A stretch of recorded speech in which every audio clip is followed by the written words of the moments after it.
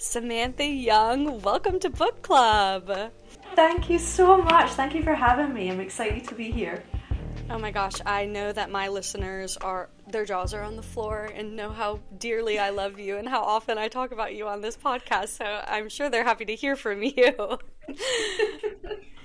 I'm so awesome. excited to just dive into all things Samantha Young, specifically Drifting Dawn release, which we will get to anyone worried. It's one of my favorite stories from you, which says a lot because I've read probably 30 of your books at this point. Wow. So I'm so excited to dive in, but I try to start every guest episode the same. I started my very first episode of the podcast sharing my villain origin story, how I got into reading. Would you share how you got into reading and then got into writing? Yeah, of course. I think they kind of tie together, really, because I got into reading because of my parents. Like, one of my first memories is like them giving me this big sack full of like children's books.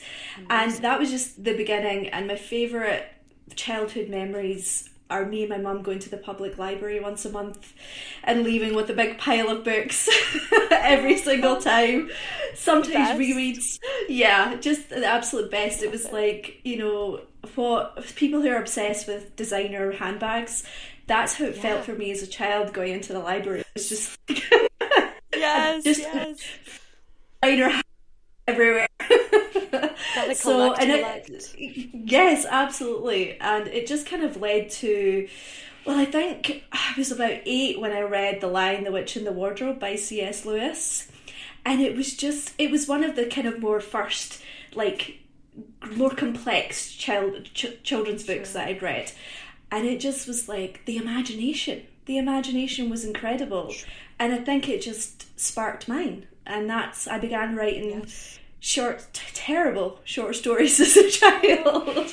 But it was, practice for becoming an author. That's incredible. So you've been an author since the very beginning. Was this your dream job always? Yes. Yeah. Sometimes it's like, it's so surreal, It's so surreal. I'm very grateful. Oh my gosh. Well, and you're just incredible at it. It's so fascinating how just, universe given gifts just manifest from such an early age, and then it works out in that way. And you've written now over 65 books, is that correct? I've just finished my 70th book. Oh my gosh. How do you remain inspired after writing for so many stories?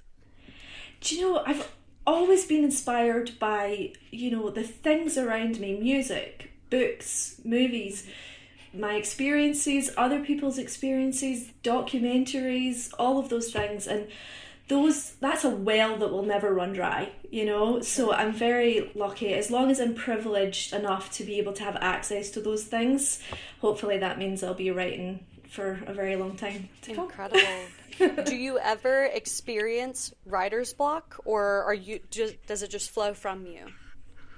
No, I have had writer's block. I think it's probably mostly connected to burnout because I've been doing this for 16 years. Sure. I'm writing at quite I'm quite prolific, and sometimes you just need a little bit longer because life happens around you, and that can affect how you feel sitting down to write as well. So yeah, I've definitely had writer's block. It's painful, but I've so far, knock on wood, always gotten through it. That's amazing. I love to hear that. And you write so many different genres as well. Well, not outside of romance, but whether it be suspense or contemporary, or you have some, it's not a megaverse, but werewolf action, like all the above. Yeah. Does it help to kind of pivot within the subgenres to keep your creativity flowing? 100%. I do think that is probably why authors like myself who write in different genres because it just gives your imagination a different place to go, a break from, if you're writing a series that's been going on a while and you just need a little bit of a refresh, go away, write something completely different, and then you can come back to that series refreshed and ready to keep up the momentum with it. Because the last thing you want to do is to put out a book in a series that you're not happy with. Sure, absolutely. And I think that translates so well in your stories. You can feel the passion about, your characters and your settings and the stories themselves, which is why I love your writing so much. So I Thank you. appreciate Thank the you way so you much. write Oh, deeply. thank you. Yes. Speaking of your characters, do you feel like your characters live within your head and do they tell you their stories or do you tell them their stories? I would say it's a little bit of both. Sure. Sometimes I go into it and it's not even been characters that spark the idea, it's been just a Sure. scene and it's kind of Love that. rollerballed from there. But I've had moments where I've had it because I'm a plotter and I'll plot it out Love. and I think I know my characters. And then Yes. I'll be writing and they pivot on me and it just Sure. feels right. So I go with it. Oh my gosh. And I would imagine that there's quite a bit of pressure. You have some beloved characters within series, and then you finally get to their stories. Examples would be, Baird, or, I feel like everyone in the Highland series were side characters from Adair's that were highly coveted and awaited. Do you feel extra pressure with those characters who are highly anticipated? 100%. And Bears in Sure. particular, actually, because he wasn't even planned to be a main character, and I knew while I was Really? writing that first book, I was like, "Oh, he's People love got them. major main character energy." I He just knew does. it, He and does. as soon as it came out, everyone's like, "Beard, Beard, Beard." I was like, "Oh my god, I've never seen readers so feral for a And he character." was perfect. He Oh, was thanks so much. perfect. This Yes. is an utter joy to write. I was so nervous about sitting down to write his book in case I couldn't get in his head the way that he comes Sure. across from a third point perspective. But Sure. he was fun to He write. was incredible, and I'm a Callan Keen fangirl for life. Yeah. So I love, love, love that world that you have built. I'm going to transition a little bit to be a little bit bigger picture here. Because this is a book club, do you have any required reading for book club? What are your favorite books to recommend readers? Oh my goodness, it's when people ask me that, it's so difficult because there's so many. Yes. But the one that jumps up out of my mind right away is the Fever series by Karen Marie Moning. It's like my Okay. ultimate series ever. It's fantasy. It's more in the fantasy kind of urban Yes. fantasy. Catherine Cowles, I have to mention my bestie. I do Yes. genuinely love her books. That's how, we bonded. Oh And my Across the gosh. Vanishing Sky is like my ultimate by Catherine. It I was love that book incredible. so much. Yeah, it's so good. Yeah. K.A. Tucker, The Simple Wild, that entire series by K.A. Tucker. Um, Knife of Never Letting Go by Patrick Ness, which is, more kind of middle grade YA, but it is one of the most Amazing. unusual books ever. Um, and The Handmaid's Tale by Margaret Atwood. We Of can't leave that course. out. Oh my gosh, no, There's so many more. amazing. There's so Zoe many. Draven. It's I so have to mention fun. Zoe Draven. Yes, you're like, I list love them all. Yes, oh my gosh. it. It's so fun too because Catherine was just on and told everyone they must read the Adaires, so they'll have to read both of Oh, your backlists now.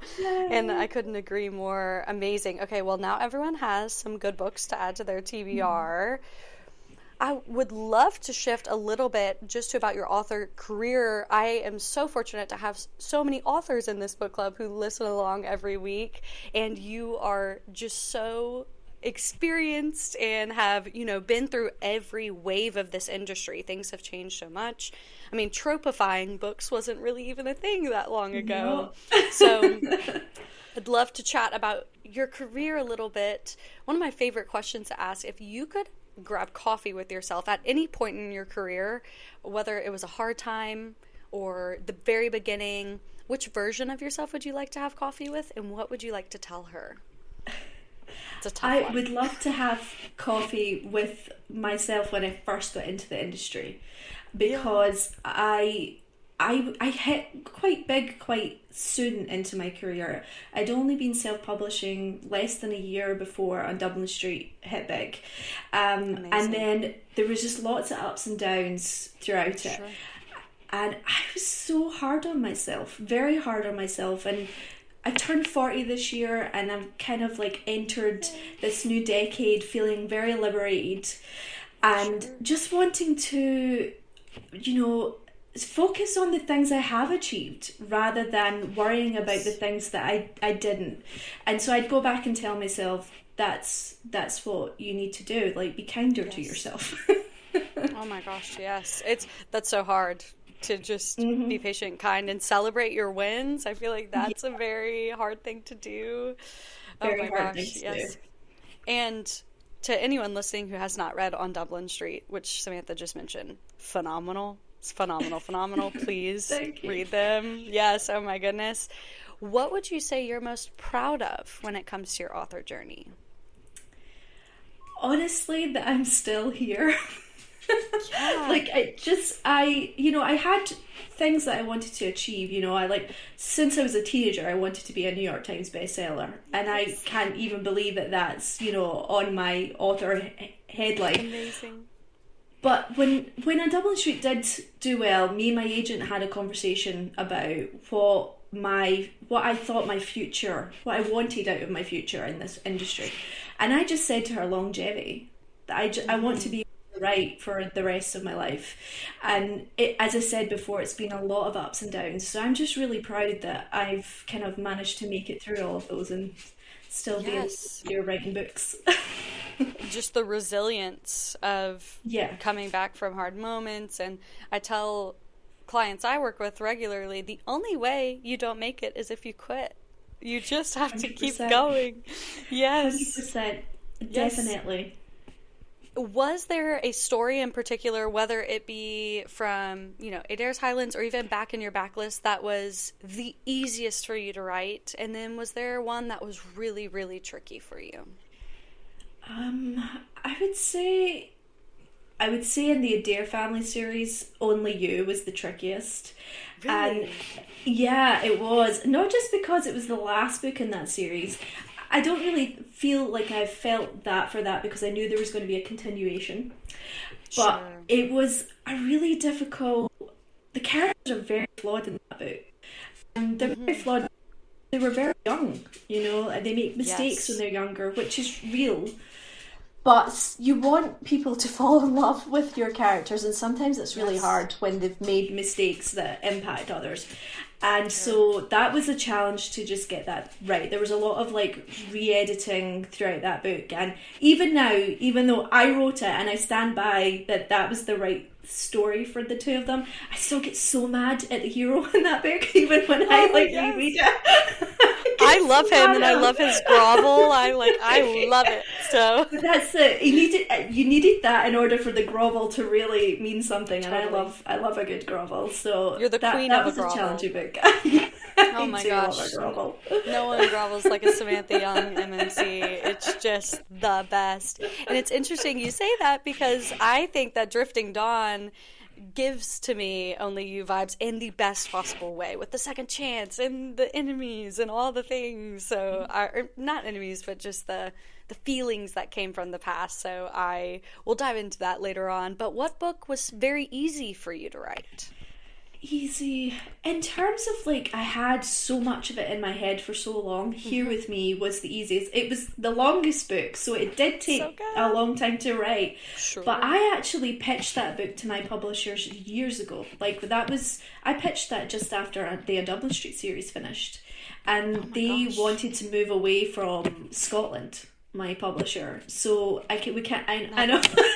Never. We put Never. it aside, and I just could not get this book out of my head, and it evolved. I feel like it really it needed that time because it evolved into something so much better the longer I got to kind of think about it. So by the time I sat down to write it, it was all in there, It which was I there. can't say happens all the Oh my time. gosh. Well, it's one of my favorite books ever. So Thank I'm you. very Thank you grateful that so you much. finally wrote Oh it. my Yes, oh my goodness. goodness. It's just some of the best work. Kind of digging into suspense as we're talking about it. To you, what makes a great romantic suspense book? I think, I mean, for romance and romantic suspense, it all comes down to great character development. You have to really understand and know your characters, because they are going to, their actions, their choices, who they are going to affect the way the plot, plays out. So great characterization, again, because you want to know, why are these two people the two people that are meant to be together?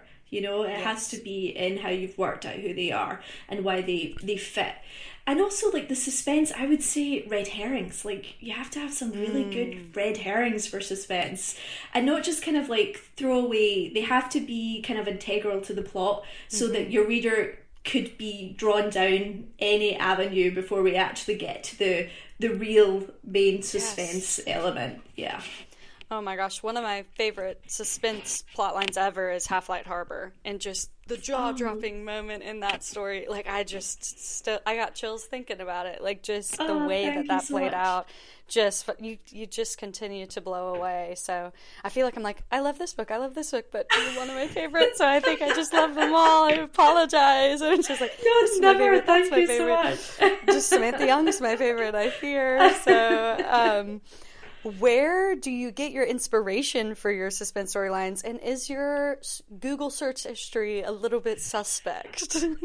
Yes, definitely. Yes. I have moments where I'm actually afraid to Google something. I'm like, this is definitely going to bring a knock on the door. It's going to flag something. Yeah, definitely. Yes. Luckily, you just have to walk into my office to know, what it is that I'm up to. Sure. But no, I do. For this series in particular, I watched this. There's a documentary in the UK that follows police officers in the Scottish Highlands and Islands.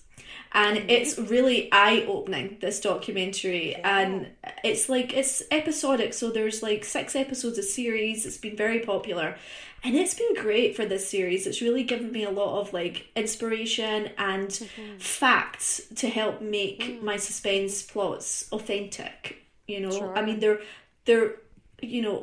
kind of melodramatic for the series, but they're based in real things that happen in the country.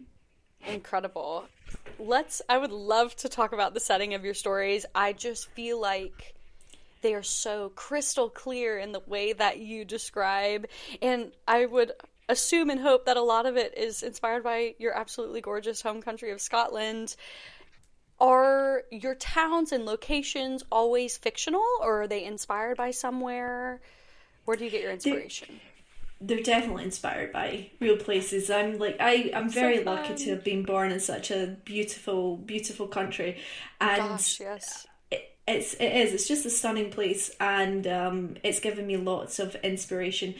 My main towns are fictional, but they are inspired by real towns, and then I will sprinkle in some real places so that readers, and I get emails and DMs all the time from people visiting Scotland saying, I went to this castle that was in the Adair family series, and I just love it so much. So Ardnach is based on a place in the northeast called Dornoch, which is a beautiful little touristy village, and the estate itself is based on, inspired very loosely by a members-only club in the area as well.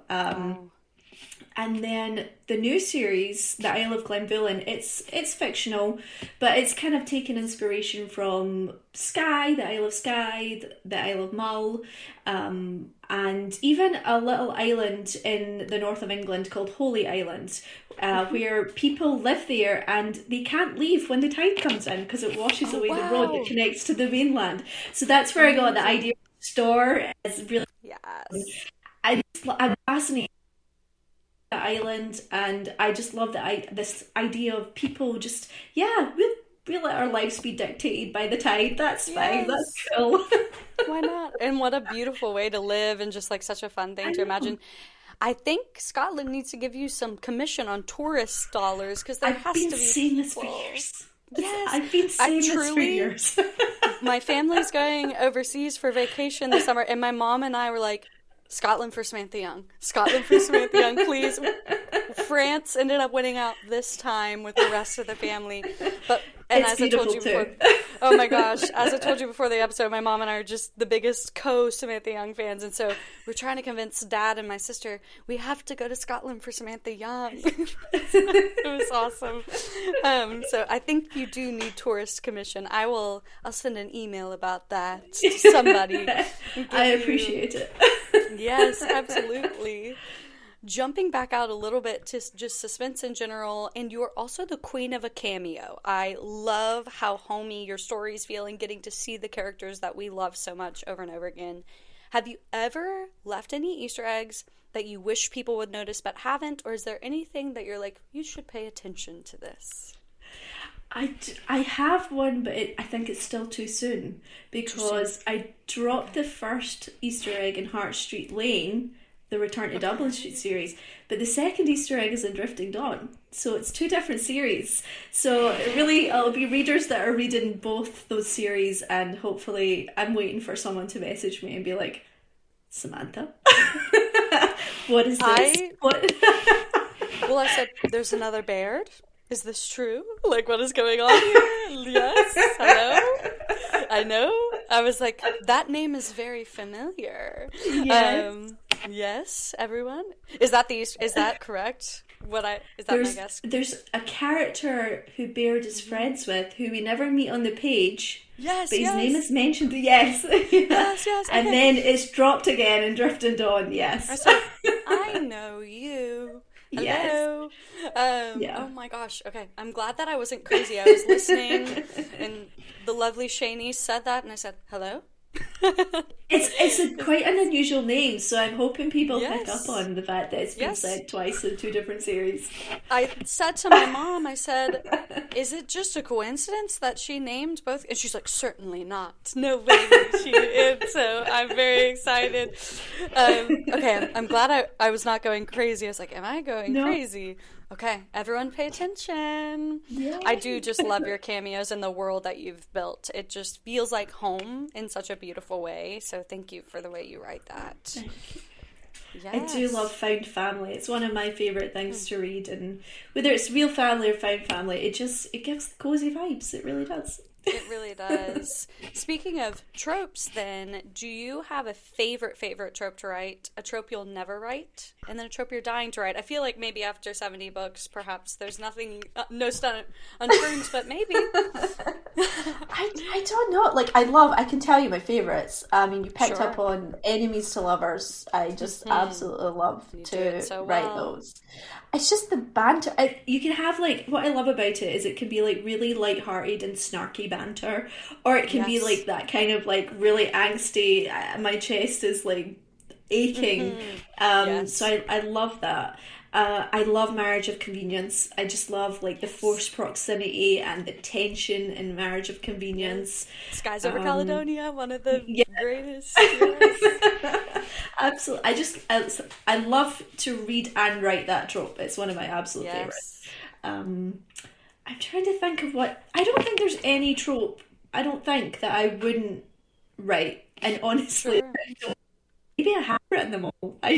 Maybe, yes. I have first memory, so I'd have to go back through them and have a look. But as you said, like, tropes did not exist when I first started. They did exist, but it wasn't a thing, when I first started. Marketing tool. So for, like, the first maybe 40 of my books, I didn't really... Sure. Yeah. Yeah. They're I talk with Corinne Michaels about this all the time. She's like, the tropes existed, but it's just the story. Like, tropes are the story. It's just you just wrote the story, and then the tropes came, not the other way around. So 100%, I agree. Yes, absolutely. Is there one that you are dying to write again here soon, or that you're hoping to return to? Well, I just finished writing Marriage of Convenience, which was just wonderful. Loved writing that. I would say probably I just love Grumpy Sunshine. I would really like to and I like Reverse Grumpy Sunshine as well. So I haven't done that in a while, so maybe Reverse Grumpy Sunshine would be good. Sure. Oh my gosh, that would be so, so fun. And back to you about like enemies to lovers, you do such a phenomenal job with that trope. And what I love is that with Samantha Young, it's always going to work out. You can have your heart tight and your chest and just be so worried for them. But I do just so, it's always going to work out in the most beautiful way, and the tension will snap, and it's the best. So I love the way you do this. Okay, let's kind of shift a little bit to just suspense world in general. I'm just a huge romantic suspense reader. It's my favorite. So I would love to talk a little bit about just the Ardnok volumes in general, the Adaires and the Highlands. After writing, it's an 11-book saga, is that correct? What was it like to transition somewhere new after being with those characters and in that world for so long?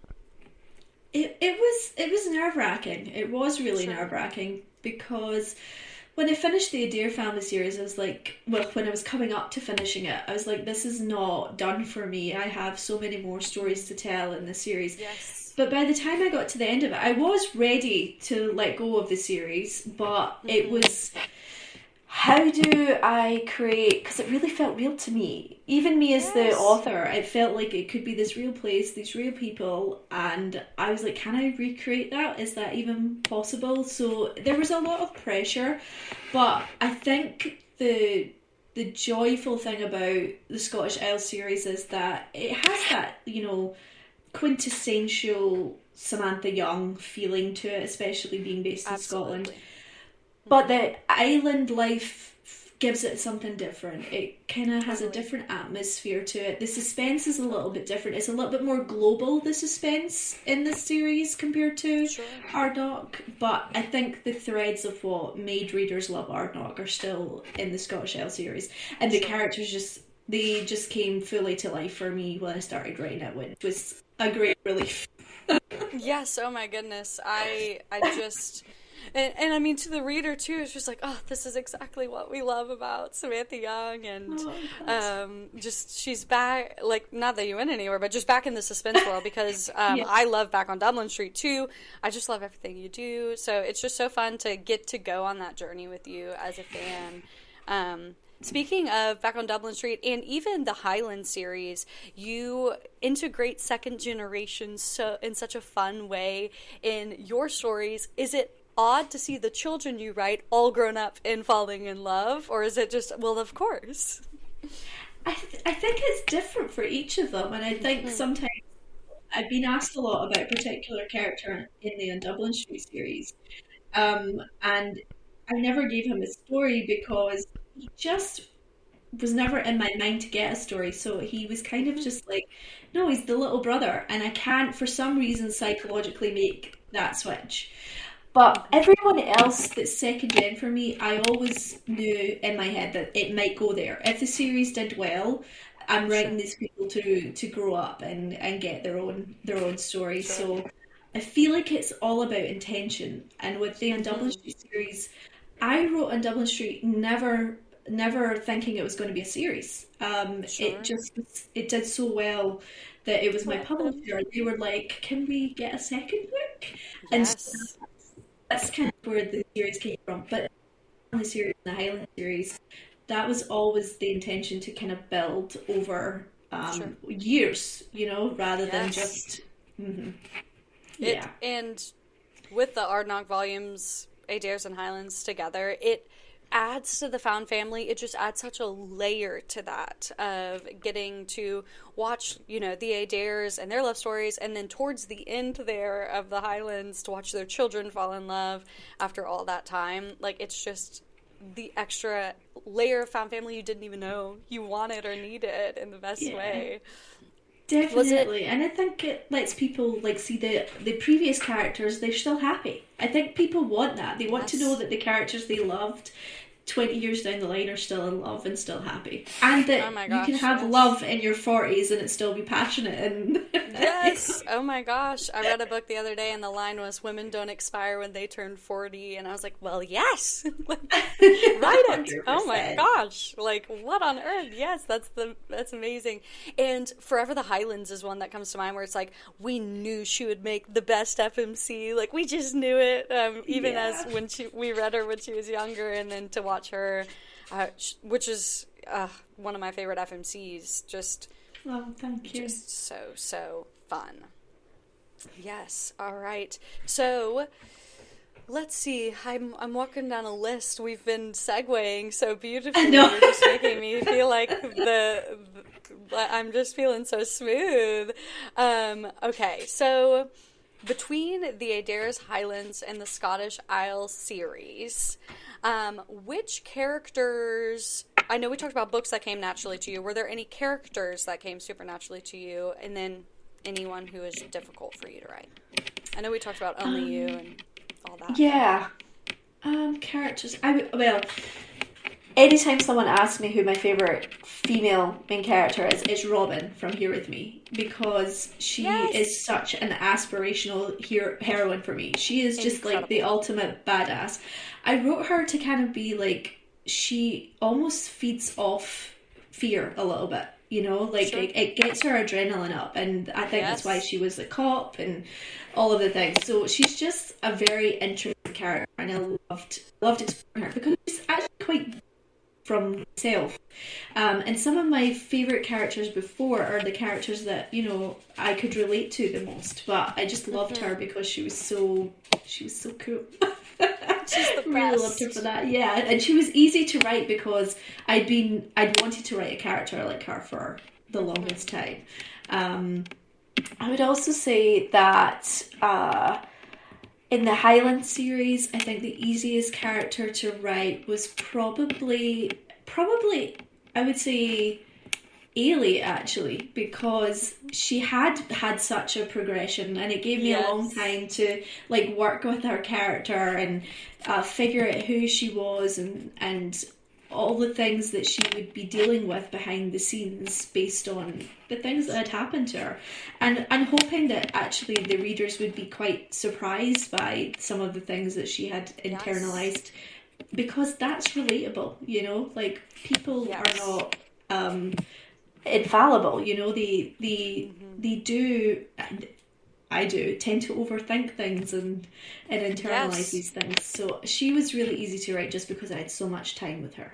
I And absolutely like the most loved. confident people oftentimes are, or seemingly confident and spunky people have the most 100%. internally. A Yeah. hundred percent. I agree, definitely. Yes, I couldn't love her more. So let's chat about Drifting Dawn though. I am just so pleased that it's out in the world. And for anyone listening who doesn't know, would you mind just sharing a little bit of a like overview of their story?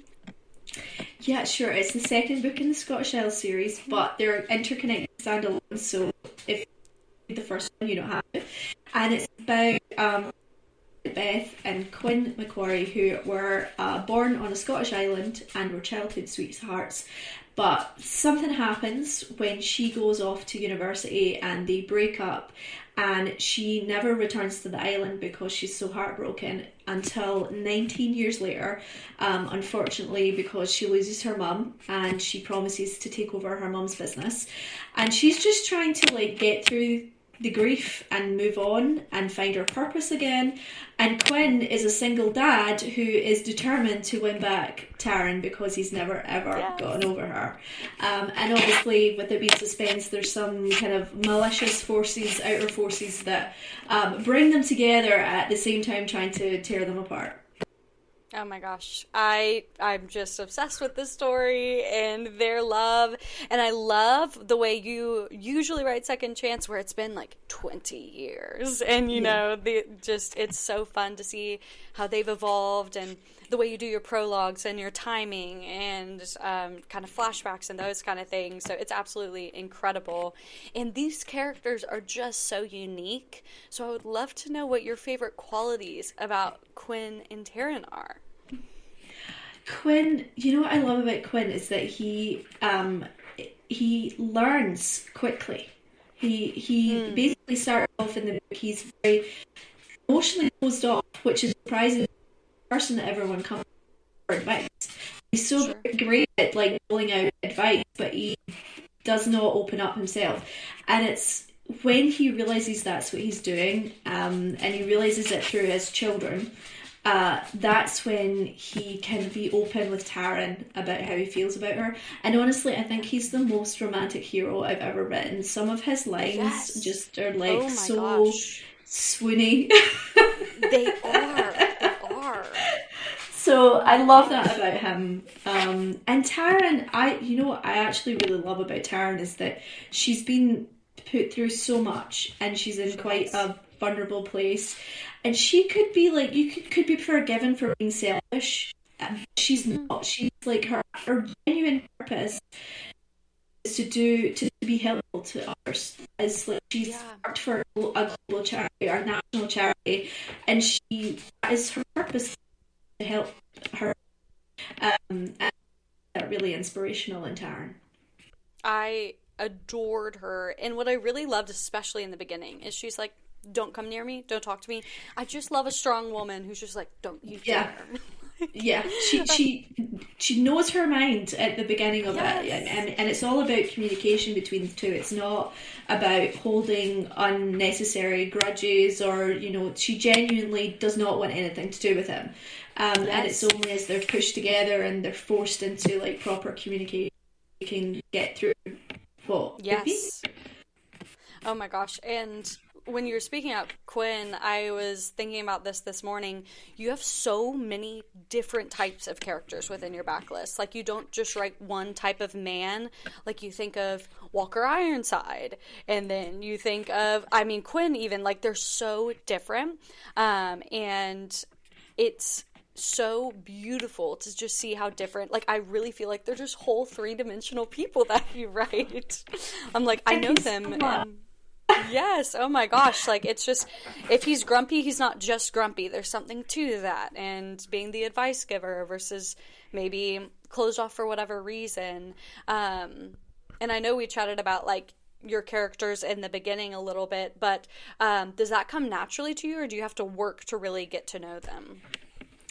I mean, sometimes it comes naturally. Sometimes, like, if the character has come to me first, it's usually a much Sure. easier process. But other times, I use a program called Plotter, and it Mm-hmm. helps me figure out who my character is. Like, I think about Love that. where they start, where I want them to go, and then that helps me dig down into their. Sometimes I use personality typing, different Sure. things like that, which can be helpful. But I never want my characters to feel like they're the same person repeated over and over. And I believe Yeah. that like different kind of heroes can be just as, appealing. Mm-hmm. Walker, he is not someone who is a talkative person. So he's a No. very deep individual, and the Yes. challenge was trying to like still make him very like a romantically appealing character to Mm. the reader. And so it's a lot of internal thoughts with Walker and Yes. actions over words, Ugh. whereas Quinn is all about the words. Oh, yes. Action. It's about the action too, but he is not afraid to be extremely romantic with his words. Totally. It's just, Yeah. I love the way you do that. Also on Quinn, I feel like you wrote such a uniquely beautiful relationship with his children and how that dynamic plays out. Very broad question there, but can you just speak on that writing process and that element of the story? I knew I needed, when I was going into the story, I knew that Quinn needed a wake up call. Quinn needed to Hmm. realise that he was cutting himself off from people around him.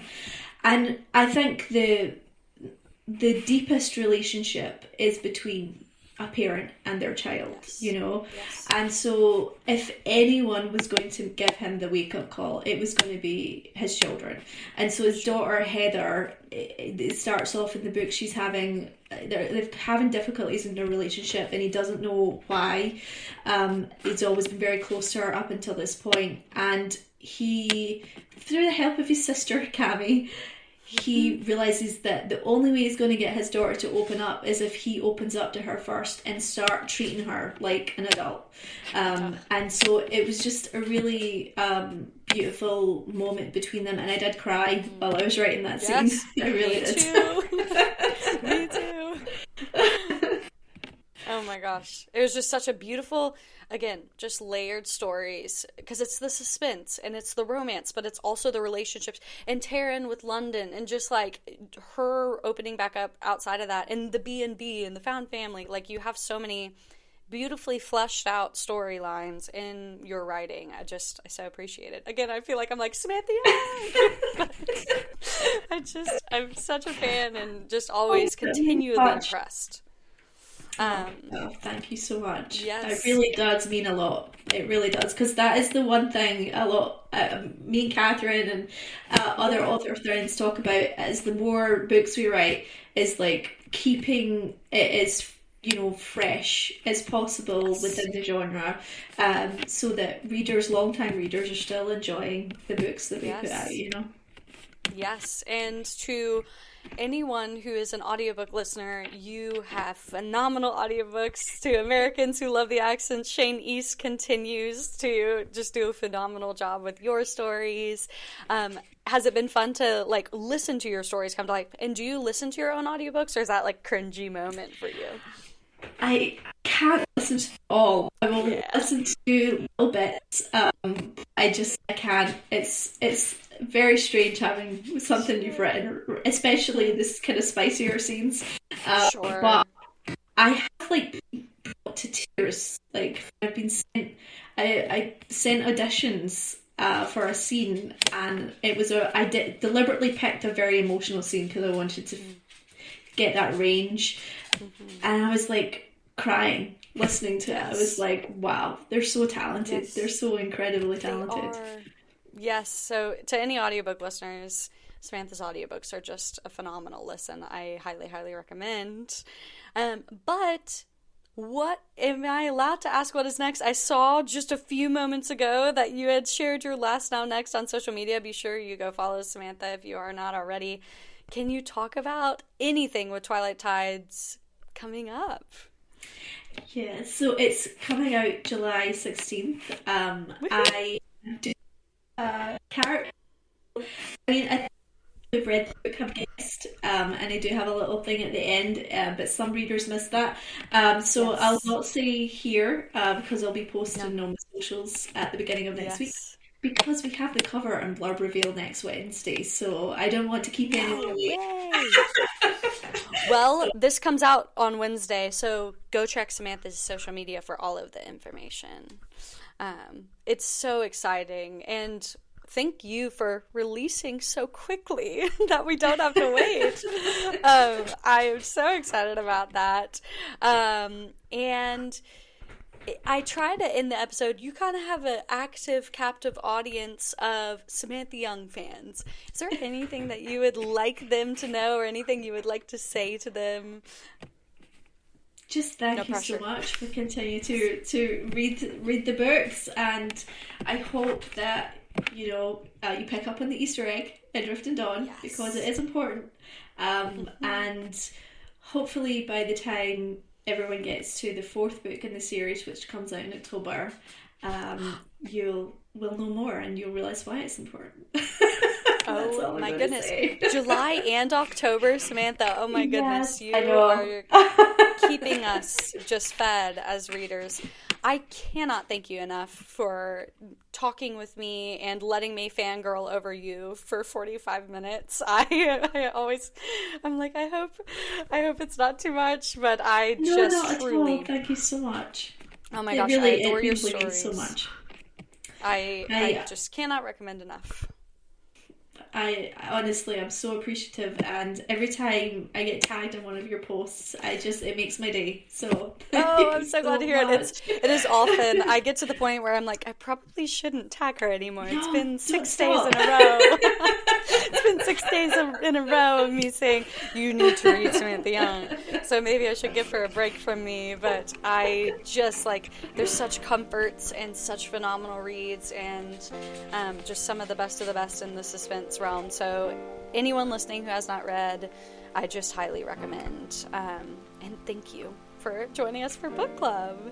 Thank you for having me. It's been amazing. I've loved talking with you. And we'll see all of you all in the next one.